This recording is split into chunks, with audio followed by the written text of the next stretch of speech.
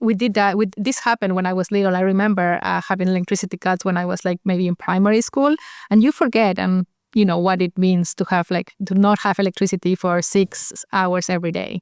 And now we're living that again and realizing that it's fragile.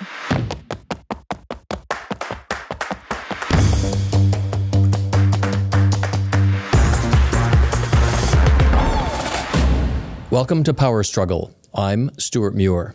Woochong is the Chief Executive Officer of the Global Energy Alliance for People and Planet, GEAPP.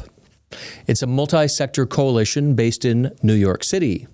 GEAPP was established in 2021 to address one of the most pressing challenges of our era, eradicating energy poverty and combating the climate crisis. Before joining GEAPP in 2024, Woochong had a distinguished career, including at the Asian Development Bank, where he served as Managing Director General. In that capacity, he led global partnerships and funding mechanisms aimed at transforming economies and communities. I really can't think of a better person than Woochong right now to help our journey of understanding here at Power Struggle, because we're searching for all the insights we can get on the future of global energy. Woochong, welcome to Power Struggle. Thank you very much. Very, very happy to be here. Woochong, let's start at the top. For those who might not know, what is GEAPP? So GEAPP, as you mentioned, was established 3 years ago, almost exactly 3 years ago, by three partners who got together. So that's Rockefeller, Bezos, and IKEA, to help eradicate energy poverty and at the same time resolve the climate problem. We knew that there is an existential challenge that the humanity faces. Unless we move quickly and more boldly, our planet will not survive in the long run. So that basically means we have to do everything we can to try to reduce the greenhouse gas emission that is, human-made to the extent of 4 gigatons of CO2 emission reduction. And we also need to provide access to clean energy to 1.5 billion people, because no matter what you do in a developed world, the developing countries will continue to develop and they need to get on the clean path.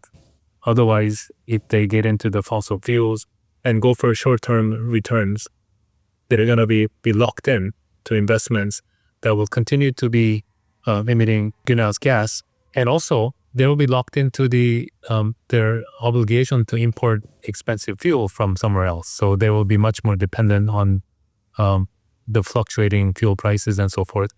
And then also providing the just transition for people who are affected by the green economy. So whether people who are in the fossil fuel moving to the clean industry, and the people who can benefit from renewable energy, whether you're a farmer or a student, men and women who can benefit and improve their livelihood using green electrons. So this vision, a mega vision, was launched in Glasgow. And the idea is to galvanize all the key players around the world to focus on this agenda globally, focusing on the lower middle income countries and the lower income countries, so that they can get in the right path. This is incredibly ambitious, but it's not your first rodeo in solving these big global challenges. Woochong, what got you hooked in this space?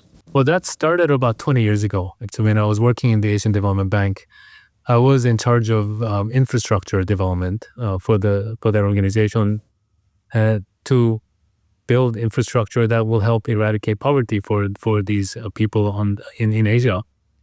And in 2005, we had a vision that we need to get countries to get on the clean path, as I mentioned, so that it has a positive impact on the environment, but also for the economy as well, because we don't want countries to continue to be dependent on fossil fuel import. So we launched this thing called the Clean Energy Program, where we tried to double and quadruple our investments into clean energy space. So that worked out quite well. From 2005 to 2010, we were able to quadruple And then we started to tackle other sectors in transport sector, for example, because the efficient mobility is a key to economic development. And if you keep just building roads where we put fossil fuel burning cars, again, you're going to have a huge impact in global greenhouse gas emission. At the same time, the countries will be bogged down with traffic, as you know. When there's traffic, it does have a huge impact on the economy. So that's sort of the beginning of the transformation of myself, actually, to get into more green investments. And fast forward to 2024, when I was exposed to the GEAPP and the vision that the GEAPP has, I felt that I could take everything I learned in my career, last 30 plus years, and apply it at the global scale. Well, it's going to need your skills. Even the wealthiest countries in the world, take Germany, the United States, Canada, are struggling to reduce the emissions. They're not meeting their targets. How is it going to be possible for the developing world, for the lower and middle income nations to do it if these wealthy countries haven't shown that much progress? Well, I think you're underestimating the power of the wealthier countries because you do have technology and finances. And the challenge that we face is that there's a lot of money out there that's ready for investment, but only a fraction of the investments out there actually eventually flow to the developing countries. And when you talk about the commitments made by any country, this greenhouse gas emission reduction, decarbonization is a global issue. And if you're in Canada, you're much more efficient than developing country. So it's actually much more costly to do additional decarbonization in the developed country than you can do in developing countries. So what we are trying to do is capture the knowledge, the technology, and the finance that are domiciled in the developed country to be channeled to developing countries where development will happen in a big way. And the cost of decarbonizing is much cheaper in developing country than in the developed country. So the opportunity is there. So whether you reduce 100 gigatons of greenhouse gas in developing country versus Canada, the impact is the same. It's the global impact. So we are basically relying on developed countries to do what you need to do in your own country, but we are trying to facilitate the developed country to help the developing country so that we can all help ourselves in a global way. I think you're saying something really important there. It sounds like the technologies that are being incubated, developed, implemented in developed countries can be brought to developing countries at the time when they are first embarking on a more energy intensive. Exactly, yeah. Right, that's an important thought. Recently, you were at COP29 in Azerbaijan, and at the climate summit, in late 2024, GEAPP was credited for being front and center in the historic $300 billion climate funding deal. And you were in the room where it happened. We are almost 10 years since Paris in 2015. And there's a general impression that we need to ramp up our efforts. So that 300 billion number may be not as big as what some people had expected, but it's a significant signal that the stakeholders have sent that we mean business and towards the COP30 next year in Belém, Brazil. So that the fact that there is a deal is a very, very important step. This also sends a signal that everyone needs to focus more to turn that $300 billion into trillions of dollars by mobilizing private capital, because that's where the real money is. So the GEAPP, we have 50 plus partners around the world. We're working together, and those partnership encompasses the public sector and the private sector. And we're trying to come up with a mechanism and approaches that will crowd in private capital. So that means we have to tackle in several different areas. One is, as I mentioned, we are working in a developing country. So the developing country capacity and their capability needs to be enhanced by way of introducing reforms, by providing capacity building, technical assistance, so that the regulatory framework is much more efficient for private capital to flow in. But also, more importantly, we need to help these countries to have more bankable projects, which are attractive to investors in private space.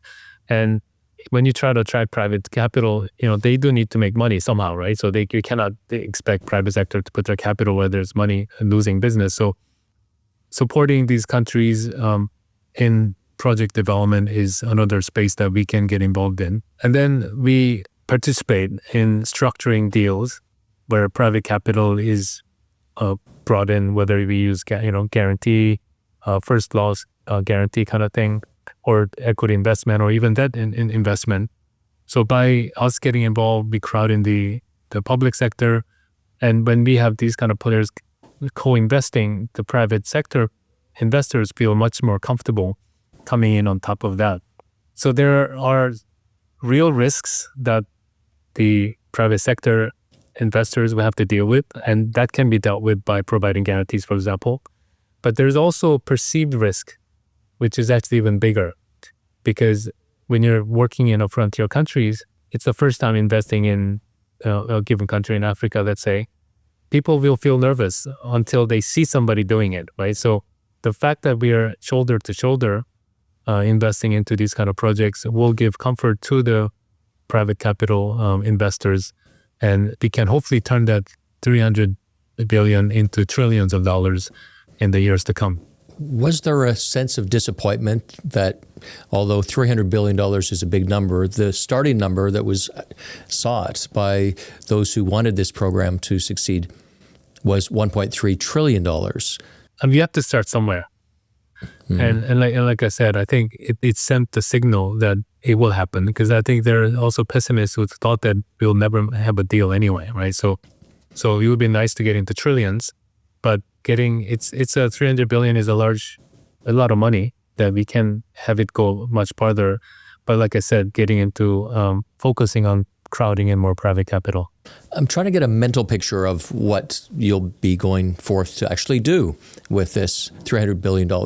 There's one program, BESS, or Battery Energy Storage Systems, that is a hot topic in your space, Woochong. I know that you're unlocking some projects in Malawi, enough to power 1.5 million electric cars in regions of Africa at one time through one of the investments. Can you tell us a little more about what that looks like? What kind of equipment? How is it implemented? How is that power stored and then utilized? So it's Battery Energy Storage Systems, BESS, is a real game changer. Because when I first got involved with the renewable energy space 20 years ago, the battery storage wasn't such a big thing.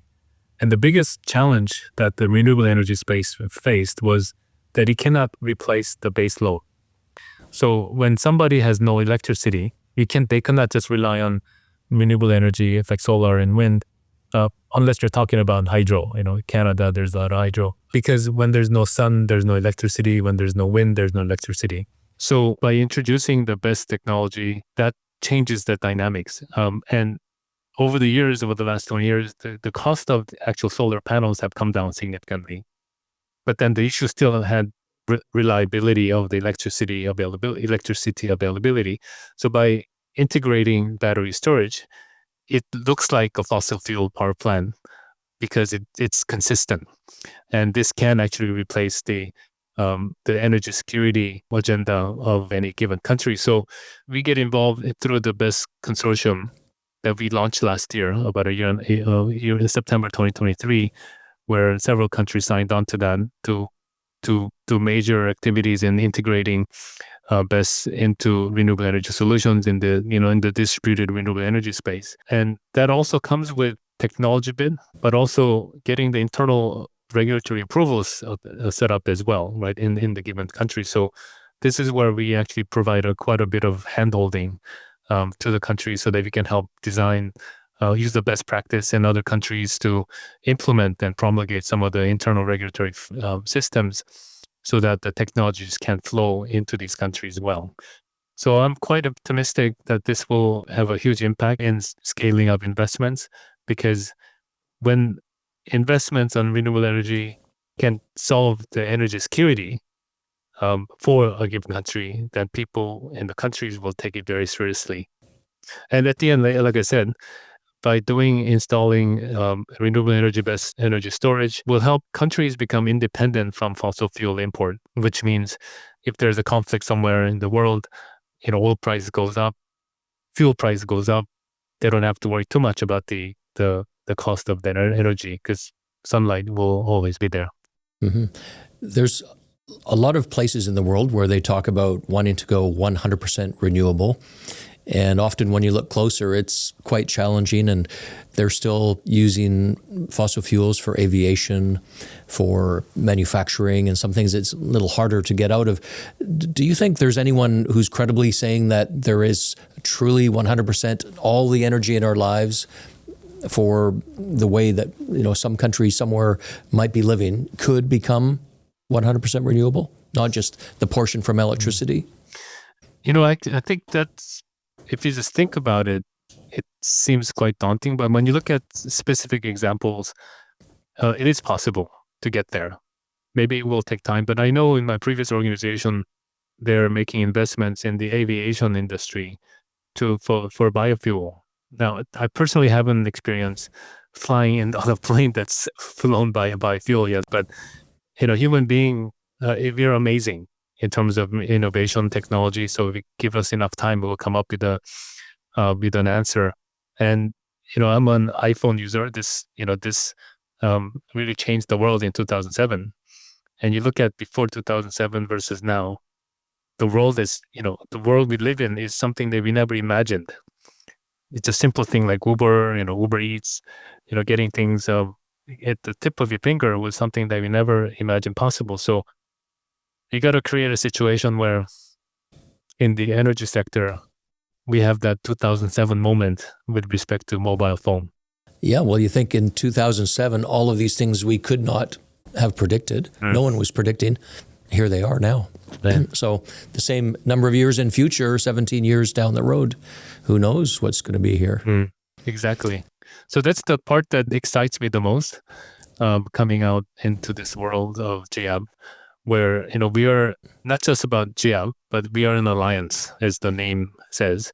So we're trying to work and galvanize all the knowledge, all the technology, all the money that our partners have, and channel it into the places where it will make the biggest impact. And we celebrate together. Who inspires you in this? Who you work with? Personally, the people that excite me the most are the people with knowledge, the knowledge partners. And for example, RMI. Rocky Mountain Institute. I've worked with them since about 15, 20 years ago, actually.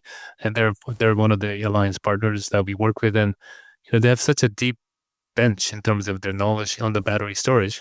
So I value the partnership of those entities with the knowledge that they have as the most exciting part. But of course, we do need financiers at the end of the day, right? So we want to work with everyone. Mm-hmm. At Power Struggle, since we launched, we've been talking a lot and often about the idea of an energy trilemma, the three-pronged challenge of balancing energy security, energy is there when you need it, of making energy affordable, and of achieving public acceptability in terms of sustainability. As we see the developing world navigating through the same energy trilemma as everybody else, how do you think these decisions will be brokered? Is there one of those things, affordability, reliability, sustainability, that's going to be more emphasized or less? How do you think that balance will be achieved? That trilemma is a very important topic. And, we see that in every aspect of development. And I don't know if you're familiar with this thing called the GEAPP, Just Energy Transition platform. It started in South Africa, and then now they're working in Indonesia and also moving into Vietnam. So it's about transitioning from energy, the fossil energy, to green energy in the just way. And so there's been a lot of lessons learned from there. So you talk about providing technological solutions so that there's a reliable electricity or energy, so that security is taken. And also, as we scale up production, it does reduce the cost of electricity at the end of the day. But then the most important part from the lessons learned is that social acceptance part. And that's the just part, right? It's a just energy transition. And I know the colleagues, actually G7 is driving this, and the colleagues who are trying to come up with the GEAPP 2.0 is to move up the just part to the front, because for this energy transition to happen, everyone has to be on board, including the politicians, the technology, the people. And unless the key decision makers can ensure that the people affected by the whole transition are taken care of and no one's left behind, it will not survive politically in the country. So it will not sustain. So in the future, when we implement these issues, we have to make sure that we do proper analysis in terms of social impact, and then bring everyone on board, and then make sure that no one's left behind in that transition process. It's a very interesting moment we're in, the geopolitical insecurity, the change, political change in countries that in some cases are saying this is a moment we're going to pivot, you might say, back to having higher reliability and affordability over sustainability. So those values of the energy trilemma become enhanced. Do you feel there's a role to set an example for the developing countries that are in your group, in your circle that you are working with, where you want to see a certain kind of leadership? No, so this is a very important question. It's very, very important as part of our alliance work. The advocacy and communication is one of the things that we do. And right now, it's in 2025, it will be even more important that we ramp up that side of the work, because we have to make sure that people understand that green transition is good for business and good for economy.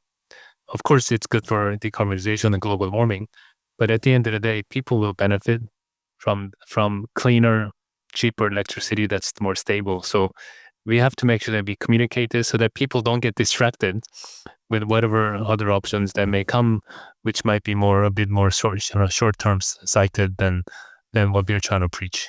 Woochong, after you, we're going to bridge into a discussion in today's Power Struggle with your colleague, Isabel Beltrán.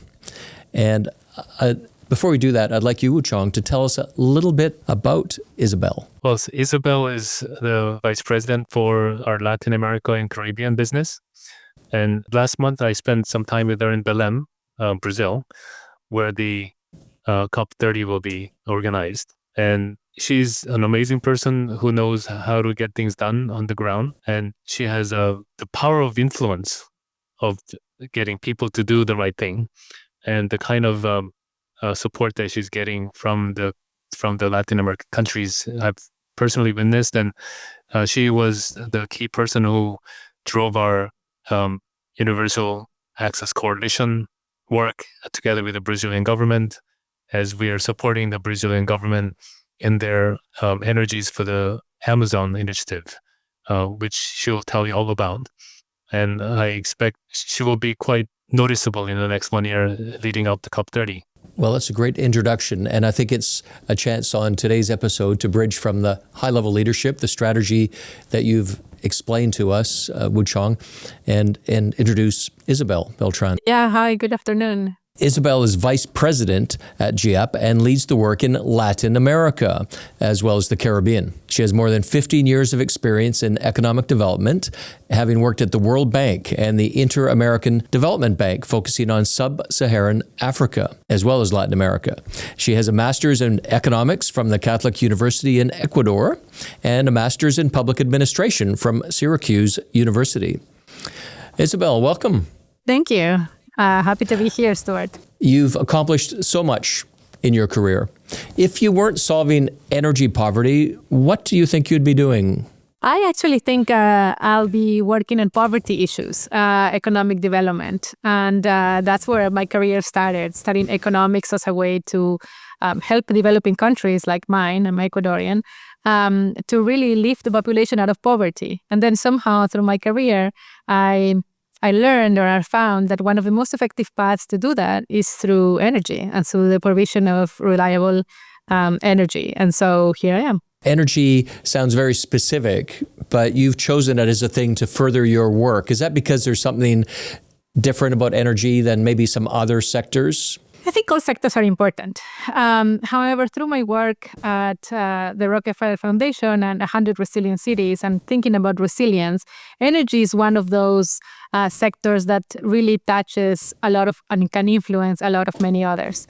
And so we've done studies with a multi-poverty development index people that indicate that one of the sectors that influences more than the other ones is energy. And so if you can really focus on providing energy and make sure that the communities and the people are using that energy productively, well, that's one of the best indicators of development. So it's a matter of not only good for the environment, but also a really effective poverty reduction mechanism. Mm-hmm. Now, when you take these high-level agreements like we saw at COP29, $300 billion committed to deal with these issues, what does it mean on the ground for you, particularly in Latin America and the Caribbean? I think for me, Latin America is a particular region in terms of fairly clean region, fairly clean energy matrix, and high electrification rates. So almost 97%, or depending on who you ask, of the region is electrified already. However, the issues are different, right? So you have a region that is highly dependent on hydropower, and that is really impacted by climate change. You have a lot of drought right now that is affecting actually electricity provision in Peru, in Ecuador, risking electricity provision in Brazil. So you're starting to see that the effects of climate change are really affecting energy systems. And in the Caribbean, you have seen the islands suffer more frequent, are stronger hurricanes year after year. And these hurricanes destroy their electricity systems, which was the case in Puerto Rico not many years ago. And these islands depend also on, most of them depend on fossil fuel that they import from somewhere else. So they are not only disconnected from electricity because the hurricanes destroy the systems, but also the provision of diesel becomes not very reliable. And so these are the islands that are really at the front of the consequences of climate change. And so I do think that they need to work on their energy resilience. And this is where you see a lot of the efforts in the Caribbean going. So how do we incorporate batteries, large-scale batteries in our system so that we have some backup against hurricanes and storms? How do we become less dependent on diesel? How do we become sort of more self-sufficient? You take a country like Cuba, they've gone through some terrible problems. Right now, blackouts, they rely on natural gas and oil for creating electricity, but they're chronically short of fuel. They have a lot of potential natural abundance of resources, and in the past, they've had a very wealthy existence. What is the perception they have of going through changes in the energy system that are being suggested for them? Cuba is an interesting example and something that I'm not 100% familiar with, given the political complications of working in Cuba. But I suppose it's the same that in the other islands of the Caribbean, that this new technology, so including renewables in your matrix, is favorable, but also comes with a different way of managing the grid. So our countries and our utilities are used to managing cables that are connected in the network, in the grid. That's what the regulators know how to do. That's what the utilities know how to manage. Now, if you decentralize the provision of energy and you have some solar energy here, some wind energy there, that integration becomes a little bit more complex. And that the issue that the renewable energy is usually variable. So when you have sun, you have solar energy, but it's not the same provision as when you are burning diesel. And so dealing with those technical issues is something that the islands need support from the international community. And is something that it enables them to sort of shift their matrix from burning diesel or fuels that they import to actually be able to take advantage of the vast wind and solar resources that they have. So the resources are there, but the way to incorporate them is something that needs technical assistance, that it's costly, and needs the support from the international community in terms of helping not only finance, but also know how to manage. In terms of adding new energy sources to lives, that seems like something that everyone's open to these days. But at the same time, you could see a Colombia saying, we're going to reduce our reliance on fossil fuels. But then the next day, Argentina is going to increase its offshore drilling for oil and gas. And you have Venezuela, which will do, something they choose to do. When you're traveling around to all these different countries that have different issues, different priorities, different politics, what themes are you seeing in how this transition is emerging in terms of what the public wants, what political leaders are doing? I think there's two main things. Sort of at the high level is the need to demonstrate and work with these countries in what is their sort of new green industrialization strategy. So what are the countries going to do in lieu of exporting oil or natural gas? Like there has to be an alternative. It cannot. This is part of their economic development. So what is the opportunity of the Latin American region in this new sort of energy world? On producing some of the materials that are needed for the energy transition. A lot of the minerals for the energy transition, like copper and lithium, are in Latin America. So how does the region take advantage of this and pushes an industrialization agenda that can provide not only lithium, but maybe lithium batteries or production of panels? Like, what is the alternative for these countries?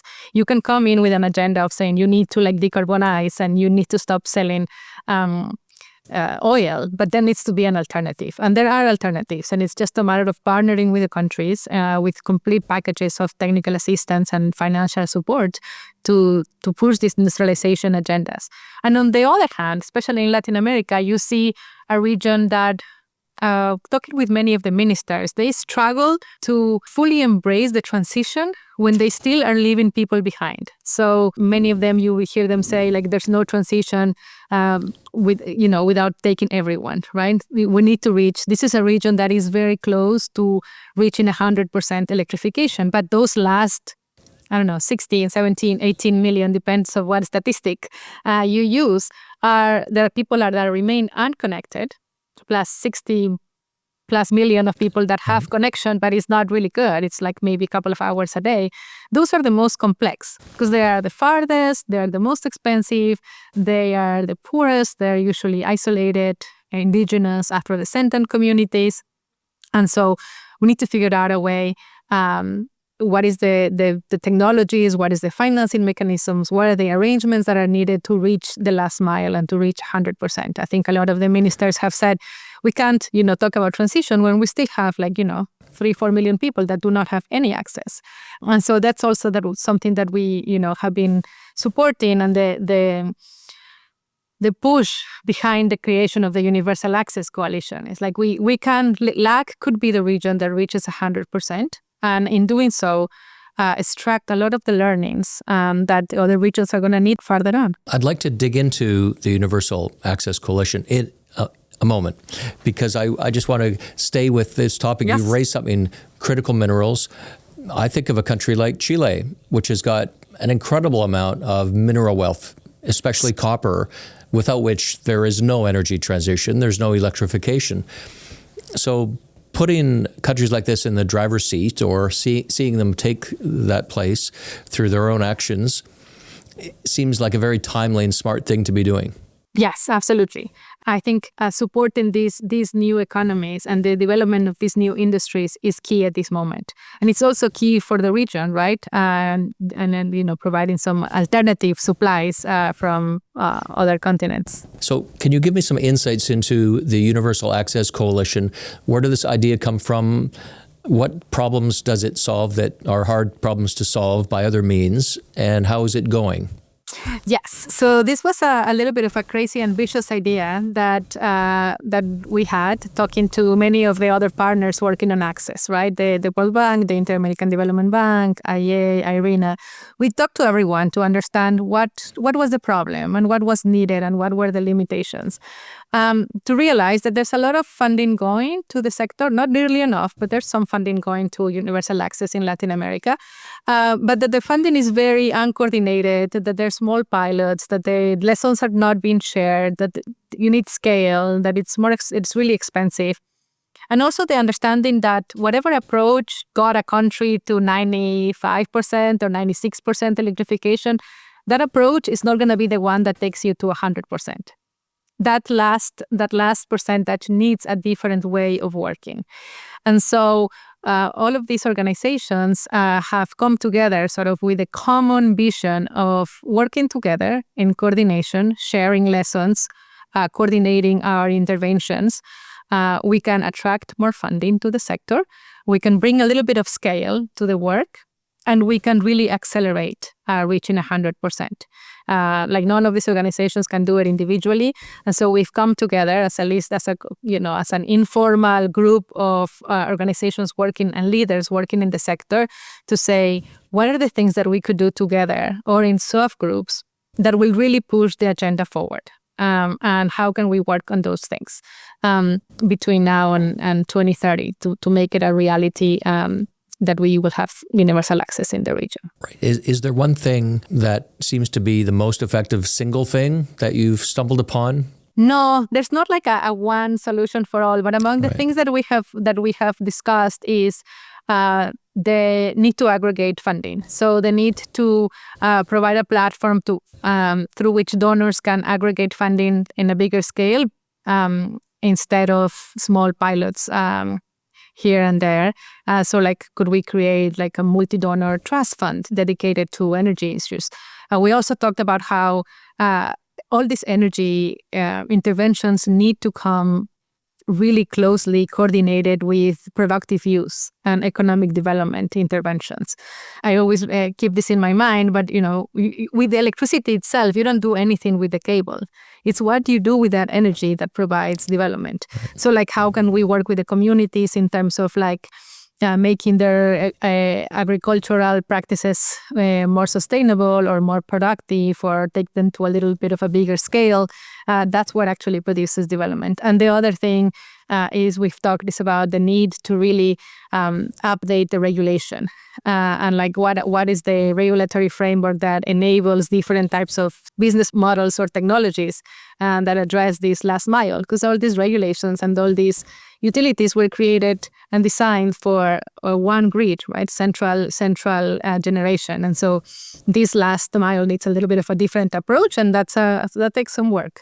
But countries can learn from each other. Isabel, you come from Ecuador, so I'm thinking you must know the issues and challenges of Ecuador rather well. How is it going there in terms of energy transition? Is it a country you are looking to as an example? Do you think it's got more work to do? I think it has a lot more work to do. We're not active in Ecuador right now. Ironically, the energy matrix in Ecuador was or is still highly renewable, hydro. But the recent drought has pushed the country to basically have electricity cuts every day for several hours. We did that. This happened when I was little. I remember having electricity cuts when I was like maybe in primary school, and you forget what it means to not have electricity for 6 hours every day. And now we're living that again and realizing that it's fragile. So like right now, the infrastructure solutions that are needed are costly, are going to take time. So I think the country's in a complicated situation where it was highly dependent on hydro. Hydro is variable or way more variable than we anticipated. And now you're forced to rethink how do you supplement that? And, obviously diesel is an alternative. But we don't want that happening in many of the countries. This can be an emergency response, but we will want to see the countries taking this and actually building resilience without the diesel or without polluting. There's other regions that are going through this very same problem. In fact, where I am in Western Canada, and also our neighbors in the United States, in the Pacific Northwest, you think of Seattle, that's where it's always raining. In Vancouver, it rains a lot too. So you think endless hydro. Actually, we've had droughts here too.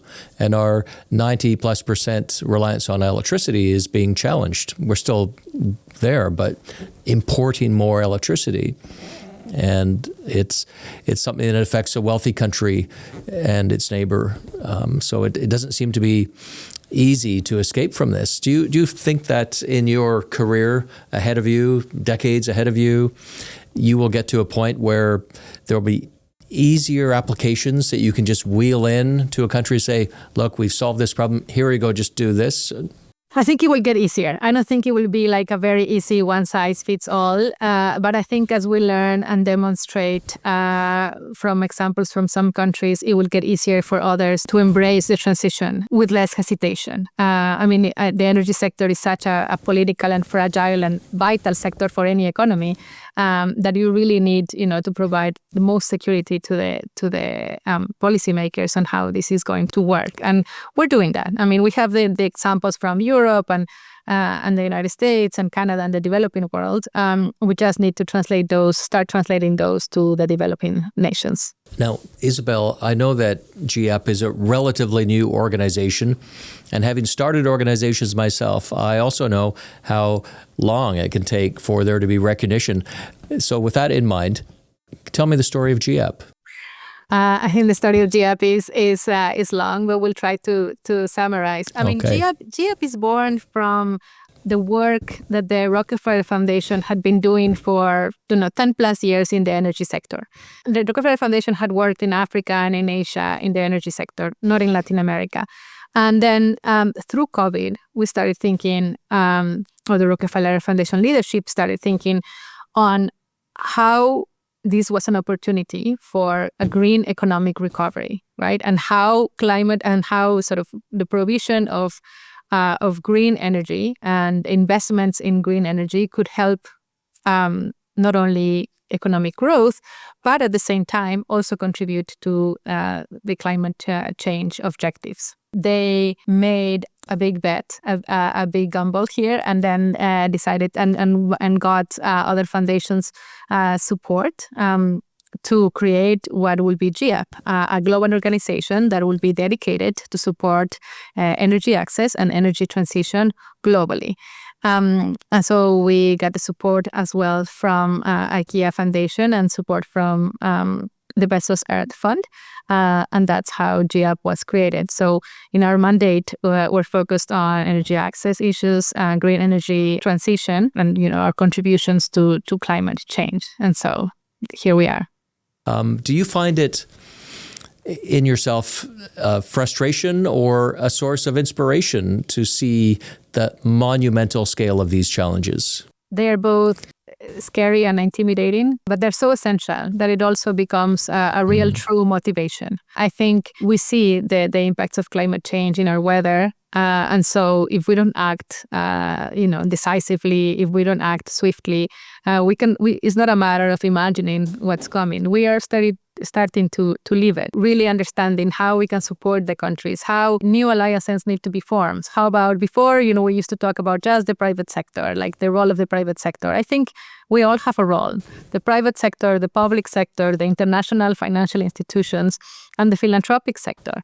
I think that coordination and the need for all these actors to coordinate and to support countries in this path and support patiently. This is not something that is going to happen in a year. This is going to take time. And we all have a different role to play, right? Our different types of funding have different uses. And so how we can all really work together, research institutions, financial institutions, governments. And I think that is what GEAPP is trying to do, to be that platform that can bring all these actors together in support of one country's energy transition path and figuring it out along the way, how we can best accelerate, extract learnings, and help other countries do the same. Isabel, your work is pivotal in reshaping the global energy landscape, what you do at GEAPP.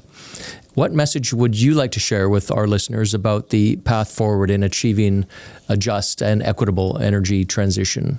I think the main message is that it's going to take a little bit of everyone's effort and commitment. This is a multi-sector, a multi-actor work and challenge, and that it's going to take time. That the results are not going to be, done, are not going to be seen tomorrow, but nonetheless, we have to believe we're on the right path and we have to continue doing it.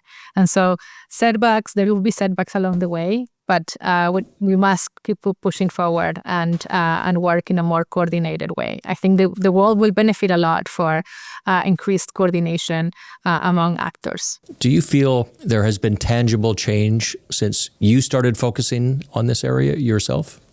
Yes, I do think there's a lot of other actors, and then there's a lot of new actors and then new philanthropies or new funders that see the strong linkages between, so for example, the energy sector and the agricultural sector, or the energy sector and the health sector. I think I started to see a lot more understanding of how working in energy is not just about energy, but it's about how that energy makes, for better health, for more productive agricultural enterprises, and for just better economic development.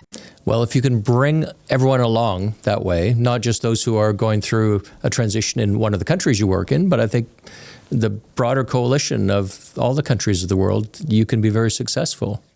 Yeah. Absolutely. And I think that's one of the visions that GEAPP has, how we can work with all of our partners and how, what is the role that each of us can play in a more effective way to push this forward. Isabel, you have these massive goals. How do you even begin to break them down is what I'm thinking. And, literally day after day, how do you work to make these massive changes when you enter a new country that GEAPP is going to work in? It reminds me a little bit of our work in Haiti and our starting our nascent work in Brazil. First, you have to start by understanding what is the reality, really taking your time to understand what are the needs, who is doing what in the country, and trying to figure out where is your support or where is support needed and who can be the best position to provide that. Countries are working hard, they all have agendas, they all have goals. And so really taking the time to figure out and working alongside the countries to ensure that what you are doing is not only additional, but also it's building upon what they're doing. So, for example, in Brazil, we're working with Energies of the Amazon and Luz para Todos projects. They are flagship projects from the Ministry of Energy. They're gigantic interventions in the decarbonization of the Amazon and the electrification of the Amazon. You can say, well, they have invested already hundreds of millions of dollars in that. What is your role? So we discovered that our role is the help that we can provide is to accompany these projects, support the government in sort of the community engagement, productive uses of electricity angle. How do these projects interact with the communities? How do we make sure that these projects are more sustainable by making sure that the communities can use this energy productively, can pay the bills of the energy that generates, more income for them? How do we actually, beyond the energy, what is the accompanying things that need to go in the social and community and business side that makes this project successful? With the hopes that the government will take these lessons and then incorporate in their national programs. It was a very clear example of working closely with the government to understand what are they doing? How are they doing it? What do they need? Could we support that? And how do we make sure that our support is done in a way that we can extract the learnings so that the government can use them in a way that makes sense for their policies? And this is coming from, working with a government that is putting massive amounts of resources in the access and decarbonization agenda, especially in the Amazon region. And then, on the other hand, you have countries like Haiti, where there's so many actors. Everyone is trying to do something because the needs are so big. And so we have worked with all of the partners in the country to try to coordinate sort of all these organizations and figure out what we can do and how to accelerate the work that the investments that others are putting in. So the World Bank, for example, and the IDB have massive investments in mini grids in Haiti. And we defined jointly that what could be helpful is if we could support the government to increase some capacity on the regulatory side and on the ministry side to actually analyze and push forward these projects. So that's what we're doing. So it's all about, for us, it has been in Latin America, it has been all about working in coordination with several actors, defining how we can be additive. There's work already going on in many of these countries. There's many organizations working in energy issues. For us, being successful is really figuring it out. What is our value add? I appreciate that level of insight, which I think we don't often hear into international organizations like yours, and we can deliver them to the audience here of Power Struggle. So thank you for sharing that. No, thank you for listening to us. Latin America is such a vibrant and culturally diverse region. If you could take our listeners on a tour of your favorite spots, and I know you've been all around Latin America, where would you go first? I think I'll have to say Ecuador, just because I'm Ecuadorian. You're a little biased. I'm a little biased. That's okay. I'm a little biased there. What a wonderful continent. I think it's very different. But one of the things that I think unifies us is that cultural sort of warmth, that everywhere you go, you can work really hard, you can have disagreements, but at the end of the day, it's a very social, warm culture. And so I think that at the end of the day is something that I really appreciate working in the region. We can have tough days at work and discussing important issues. And then at the end of the day, we can go celebrate and have a dinner and have a beer. I also really appreciate the music. And in that sense, Colombia, Brazil, like dancing is something that it's really, for me, uplifting. And so I would say Ecuador because I'm Ecuadorian. It depends on what you want. You can't go wrong. I mean, if you want to dance, you can go to Brazil, to Colombia, the southern corns. It's amazing food. It's just such a wonderful region. Isabel, I really appreciate the time. And also your colleague Woochong came on, and I really appreciate that too. We've had both the executive and the operational sides, I think, of the organization explained to us. And maybe in future we can come back and see how you're progressing. Absolutely. Happy to do that and tell you more about the work. And thank you for having us. Thank you. This is Power Struggle, and I'm Stuart Muir.